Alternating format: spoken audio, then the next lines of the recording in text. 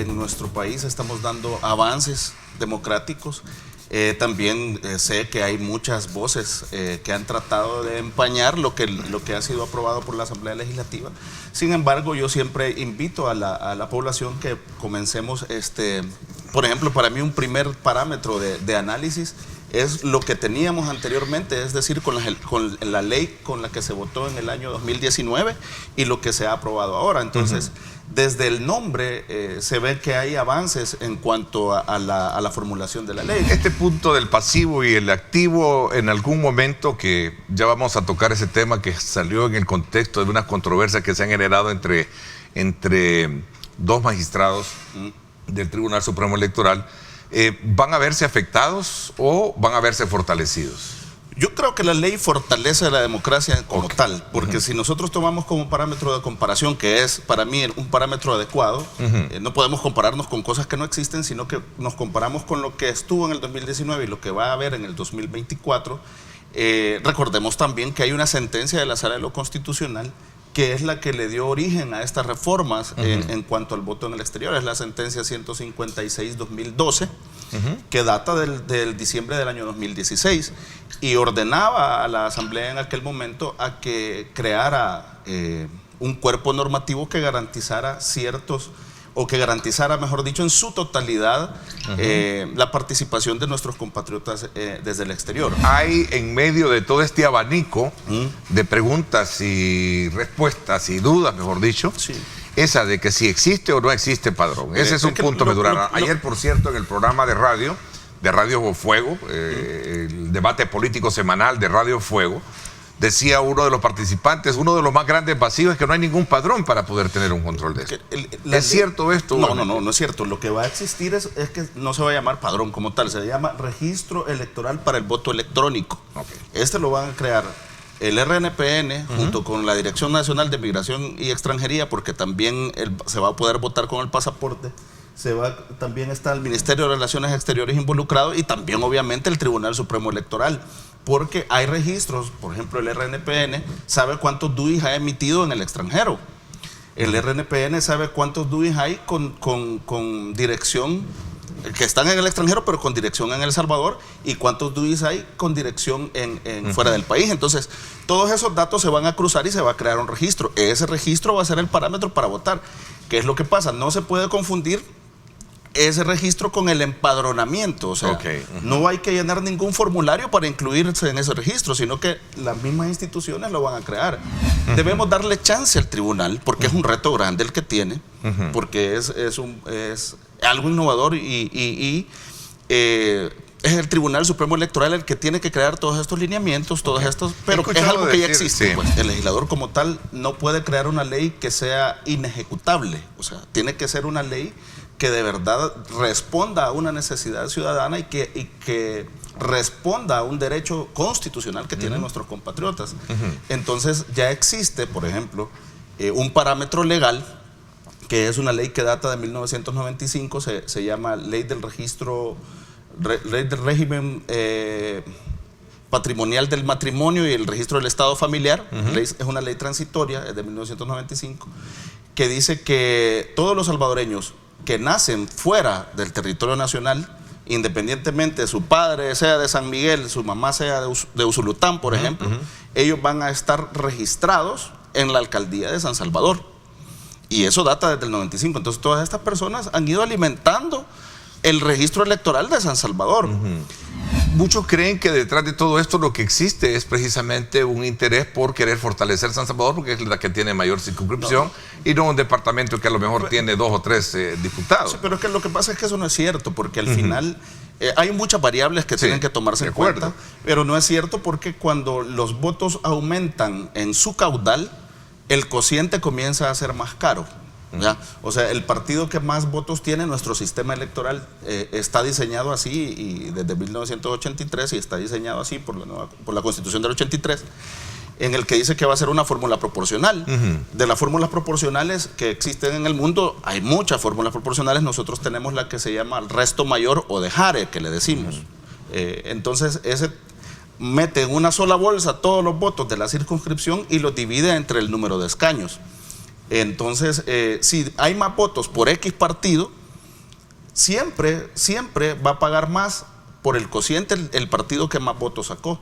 Y lo ha hecho en su momento Arena cuando fue primera fuerza, lo ha hecho el FMLN cuando fue primera fuerza y lo ha hecho Nuevas Ideas ahora que es primera fuerza. Entonces, decir nosotros que estamos cargando los dados, por ejemplo, en la circunscripción de San Salvador es erróneo, porque a más votos, más caro tu diputado. Entonces, te ves mermado tu residuo. Entonces puedes ganar por cocientes, pero vas a perder residuos. Así como está la ley, no ignora ese voto de arraigo, ¿no? No ignora el voto de arraigo, porque le estás dando... Acordémonos también que el 125 de la Constitución te dice que los diputados representan al pueblo entero. Okay. Entonces, cuando ya... A ver, pero eso ha sido discutible desde el punto de vista de cómo cada quien... Porque claro, aquí hemos tenido diputados que residen o vienen del oriente del país y han sido electos en Santa Ana, por ejemplo. Claro, pero la representación, lo que pasa es que nosotros delegamos, el pueblo delega en los diputados la representación popular. Ellos tienen una legitimidad de representarnos. Claro. Y por ejemplo, las leyes que aprueban son de carácter general, pues no son leyes que solo tienen afectación en un departamento como tal. Cabe destacar que el tribunal está explorando esos tipos de procedimientos expeditos con el uso de la tecnología para evitar cualquier tipo de inconveniente que se presenten, ¿no? Es correcto. No va a venir a buscar a cualquier empresa. Es correcto, tiene que ser una empresa que garantice la transparencia, porque eso va a ser lo que le va a dar éxito al proceso y va a fortalecer a la larga nuestra democracia, pues porque no basta con que nosotros digamos, miren, pueden votar, pero que al final esos resultados no se vea reflejada la voluntad popular de la gente en los resultados. El chiste es que voten, pero que también sea respetada esa voluntad en el momento de que se cuenten los resultados, ¿verdad? Okay. Entonces, eso ya existe. México está explorando mucho este tema. Sí. En el tema de la pandemia, Neto, también muchos países volvieron a ver el tema del voto por internet, porque estás en aglomerar a la gente para unas votaciones, o les facilitas con el uso de la tecnología que puedan ejercer su voluntad ciudadana. La Junta de Vigilancia Electoral tiene participación no solo en el proceso electoral, sino que tiene verificación durante todo el tiempo del registro electoral. Las personas que cumplen 18 años y sacan su DUI, la Junta de Vigilancia tiene acceso a conocer esos datos. Entonces, lo que pasa es que el voto electrónico no puedo ponerle vigilancia, porque imagínate que si tú vas a votar en tu dispositivo móvil, por ejemplo, no vas a ir a buscar un vigilante de los partidos y mire, voy a votar, ¿verdad? No se puede hacer. Esa vigilancia, esa garantía de transparencia la da el sistema como tal. Entonces, ¿qué es lo que va a tener acceso la Junta de Vigilancia en su momento? Al sistema. Hay personas que lo nuevo te da siempre dudas. Okay. Lo nuevo te da dudas, lo nuevo te genera hasta cierto punto de incertidumbre, pero no debemos permitir que esto le genere ese zozobra o algún tipo de, mira, va a haber fraude en la población. Bien decía aquel especialista en el área de psicología, la resistencia al cambio, la teoría de la resistencia al cambio. Hay quienes lo hacen por dudas y hay también, y hay que decirlo, que lo hacen de forma tendenciosa por querer empañar un proceso electoral sin haberle dado el tiempo todavía al Tribunal Supremo Electoral para que haga los lineamientos, los manuales y que eso se transparente.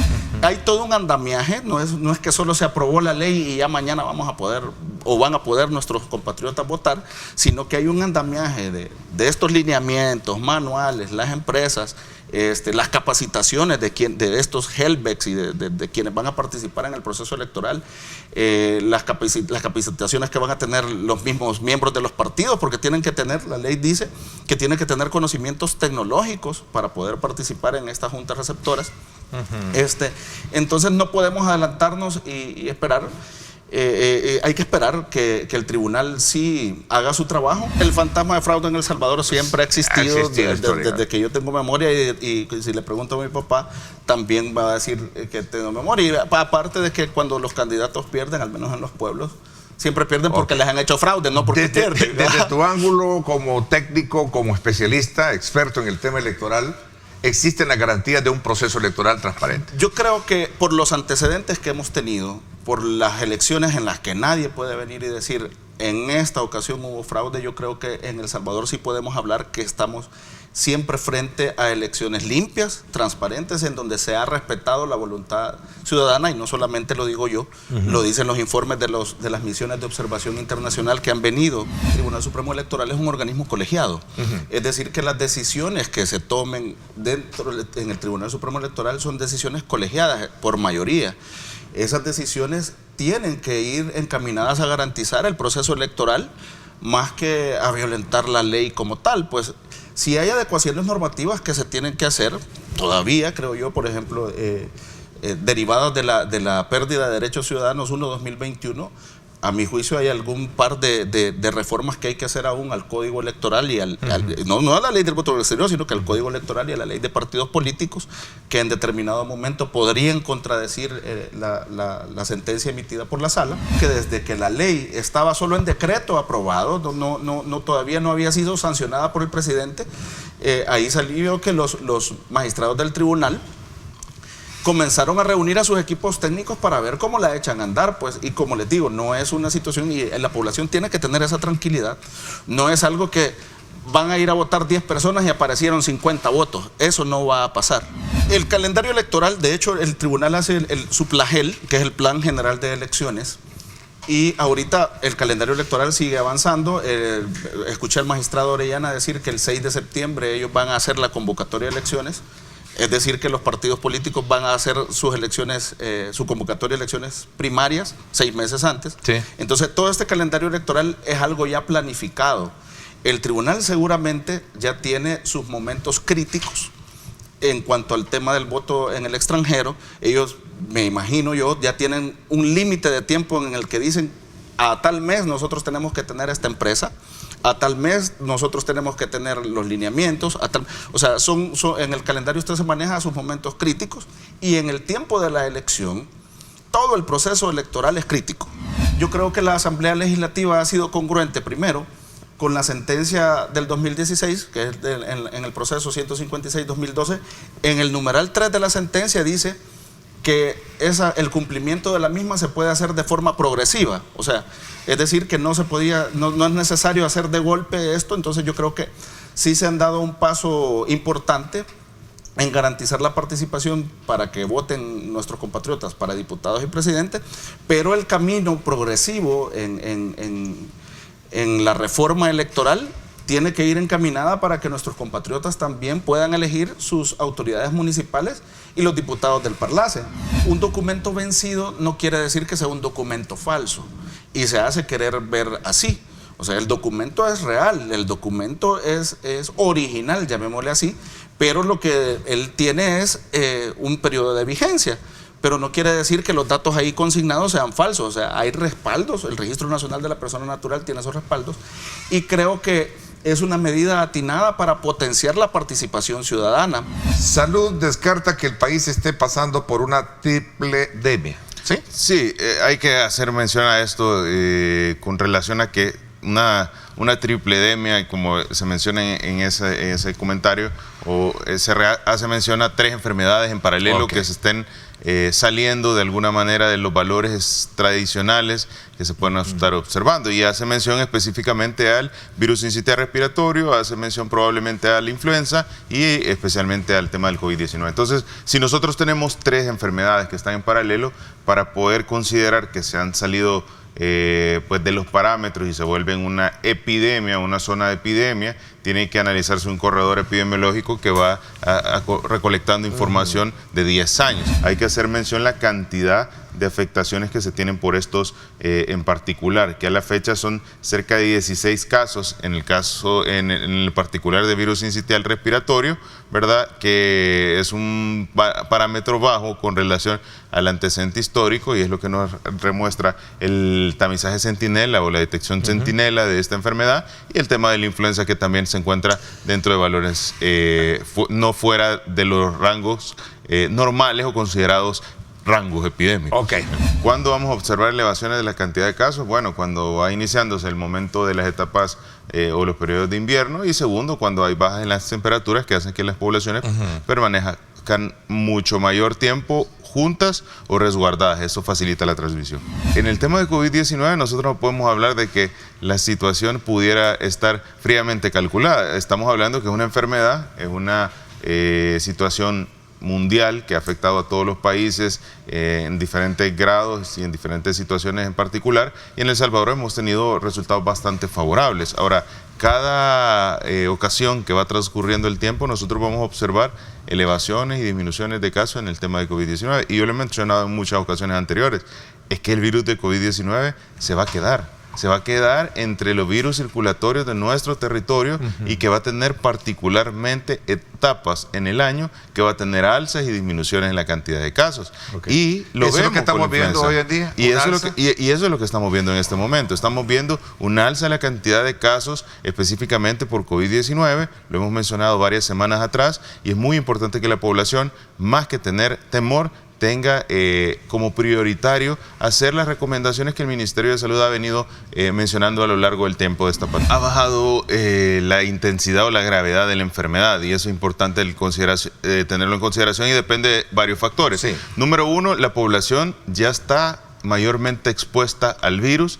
El virus trata de garantizar su supervivencia y dice, bueno, si para que yo pueda sobrevivir en el análisis básico de la esencia del virus, para que yo pueda sobrevivir necesito tener un huésped, y el huésped es el humano. Entonces el virus en su naturaleza dice, bueno, voy a ser menos agresivo para garantizar que tenga el huésped siempre disponible, y voy a facilitar mi mecanismo de transmisión. Entonces el virus ahora se pasa con más facilidad, mucho más rápido, pero no genera las mismas letalidades que generaba en las primeras variantes, que eran mucho más agresivas.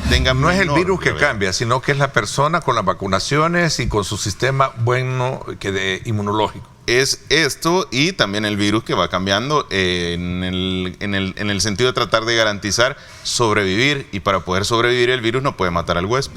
El virus sincitial respiratorio, ¿cuál es la diferencia y si es mortal y a quiénes más ataca?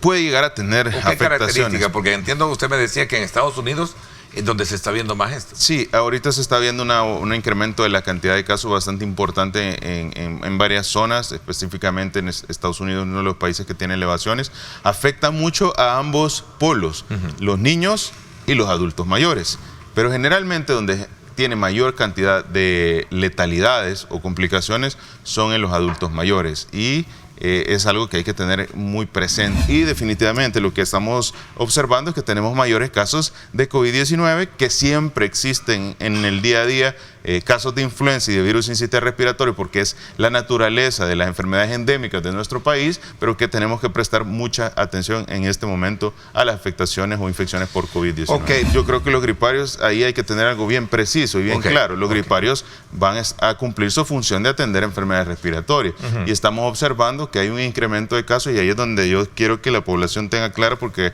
no siento que lleguemos a ese entendimiento de que el franco ascenso de casos que estamos teniendo en este momento se debe a casos de COVID-19 que, a diferencia de las semanas anteriores que veníamos con 20, 30 casos, hoy estamos teniendo una cantidad de cerca de 200, 250 casos. Ya se están aplicando las vacunas de la viruela símica, la vacuna contra la viruela símica. Ahora hay que ver que esta aplicación de esta vacuna no es como la del COVID-19, sino que solo se aplica a aquellas personas que están en contacto directo con alguien que está desarrollando la enfermedad, que es como la persona más vulnerable. ¿Quiénes son estas personas? Pues básicamente son el personal de salud que está procesando la muestra, que pudiera estar en contacto, y las personas que están conviviendo con el paciente que está en aislamiento en el hogar, que es el círculo cercano. Entonces se decide colocar la vacuna en estos grupos etarios. A la fecha tenemos 19 casos confirmados de viruela símica en el país, 80,000 casos, un poquito más de 80,000 casos a nivel mundial de viruela símica, y en el territorio de estos 19 pacientes, 17 básicamente ya han sido dados de alta, lo cual es una buena noticia porque no hemos tenido afectaciones negativas sobre la salud de estos pacientes durante el desarrollo de la enfermedad, mediante el cumplimiento de la normativa que se ha puesto a disposición. Cada vez la tendencia es a tener menores medidas de restricción o referentes al tema de la pandemia de COVID-19. COVID-19, porque esto va a continuar siendo un problema de salud pública que todos los países van a enfrentar y el virus va a continuar siendo una enfermedad o un virus del panel respiratorio que tienen todos los países. Influenza se tiene en El Salvador, en Guatemala, en todos los países de Centroamérica, de Norteamérica y de Suramérica. Entonces yo creo que eso es importante el tener en consideración porque el COVID va a estar exactamente igual que la influenza. A la población se está haciendo todo lo necesario. La pandemia de COVID-19, dentro de sus características de ser una pandemia, va a generar letalidades. No quisiéramos tener muerte en el país, no depende de nosotros. Todos los países han tenido letalidades, pero sí depende de nosotros el número de letalidades que pudo haber sucedido en el territorio. Y es por eso que entidades como la Organización Mundial han reconocido el trabajo y la labor del gobierno del presidente Bukele a través de todo lo que se realizó en el Ministerio de Salud, porque hemos tenido menos cantidad de letalidades que otros países a causa de esta enfermedad. Entonces, no se puede evitar en las pandemias tener letalidades, pero sí se pueden disminuir. El Omicron no es el agente presente también en esto, ¿cómo no? Omicron es uno de los variantes de preocupación que la Organización Mundial de la Salud estableció, tenía facilidad de transmisión y desde ahí ha habido ciertas adaptaciones en el Omicron que ha venido desde la variante B, la variante Omicron inicial, la BA2, la BA1.1, la BA4, la BA5, ahora se habla de BQ1, BQ1.1, que son las variantes que están en tendencia. Ahora, ¿cuál identificamos en las últimas 100 pruebas que se mandaron al laboratorio? La secuenciación, que teníamos Omicron BA1.1, ¿verdad? Entonces, ¿cuáles son las posibilidades? Teníamos dentro de las posibilidades BA4, BA5, BQ1 y BQ1.1. Esas son las 4 variantes que no se han identificado en las pruebas. Entonces, eso nos dice, pueden ser probable que el incremento de casos que estamos observando se pueda deber a una de esas 4. Ahora, ¿cómo lo vamos a comprobar? Ya se está haciendo la solicitud o la recolección de nuevas muestras que van al laboratorio para poder identificar cuál es la variante.